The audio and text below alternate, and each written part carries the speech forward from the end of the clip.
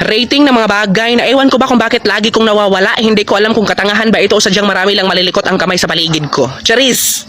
Panyo, 2/10 kasi feeling ko sumpa na talaga sa akin na hindi ako pwede magdala ng panyo kasi nawawala palagi. Tapos yung masakit kinabukasan sa school, nakita mo yung nawawala mong panyo ginamit ng pampunas ng jealousy. Ay okay! Payong, -1/10. Oo, kasi kahit malakas yung ulan, ayoko na talaga madala ng payong kasi ayoko mabugbog pag uwi. Connected kasi yun dito sa amin. Pag nawalan ka ng payong, humanda ka sa bugbog, sa kurot ni mama pag uwi. Kaya kahit maulan, pipiliin ko na lang magkasipuan kaysa magdala ng payong. Lesson learned. Ballpen, 0/10. Kasi bago mag-start yung klase, kompleto ako sa school supplies, pero hindi pa nagkakalahati yung semester, ubos na sila.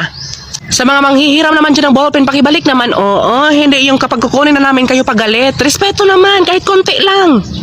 Pera, 0/10 din. Hindi naman ako nawawalan ng pera. Kasi wala talaga akong pera literal.